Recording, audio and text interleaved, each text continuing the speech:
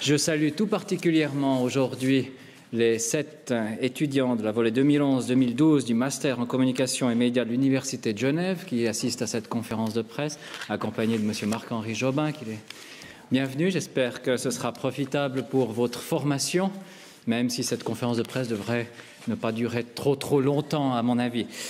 Je vous informe très volontiers sur les décisions du Conseil fédéral qui ont été prises aujourd'hui.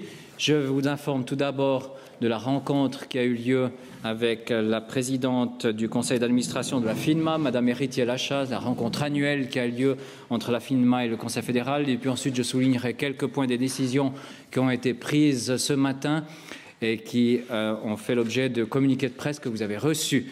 Donc, quelques informations complémentaires ou certainement souligner l'un ou l'autre de ces thèmes. Tout d'abord, sur cette rencontre qui a eu lieu entre la FINMA et le Conseil fédéral. Vous savez, chaque année, la FINMA et le Conseil fédéral échangent leur point de vue sur le développement des objectifs stratégiques qui ont été fixés à la FINMA et est informé sur cette stratégie.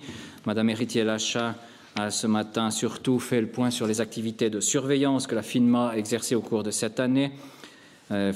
Surveillance sur les organismes bancaires, sur les assurances ou dans le domaine des placements collectifs de capitaux. Elle a souligné notamment qu'en comparaison avec les années précédentes, les contrôles directs effectués par la FINMA avaient augmenté. Ces contrôles directs qui étaient de 2 ou 3 par année ou d'1 ou 2 par année ont passé cette année à une quarantaine de contrôles directs. Et elle a également souligné le fait qu'en Suisse, le niveau de protection des investisseurs privés reste insuffisant et que cette question devra continuer à être examinée, que cette protection devra être améliorée. La FINMA donc continuera à s'intéresser à cette question au cours des mois à venir et c'est ce qu'elle a communiqué ce matin au Conseil fédéral. Enfin, l'échange, à part ces questions concernant la surveillance, a aussi porté sur les questions d'actualité, notamment les développements en ce qui concerne la crise de l'endettement et la situation de l'euro qui ont été évoqués. Évidemment, les deux sujets restent des sujets de préoccupation tant pour le Conseil fédéral que pour la FINMA et continueront à être surveillés au cours des semaines et mois à venir. Voilà pour cette rencontre sur cette rencontre entre la FINMA et le Conseil fédéral. Vous allez recevoir un petit communiqué de presse dans les quelques minutes qui suivent sur cette rencontre. Mais déjà que vous ayez ces quelques informations.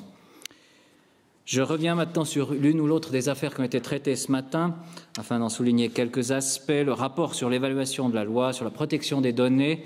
Le Conseil fédéral a approuvé aujourd'hui un rapport sur l'évaluation de la loi sur la protection des données. Il souligne notamment ce rapport que la protection des données protège efficacement la personnalité et les droits fondamentaux des individus, mais il révèle aussi une amplification de certaines menaces qui sont liées au développement des technologies de l'information.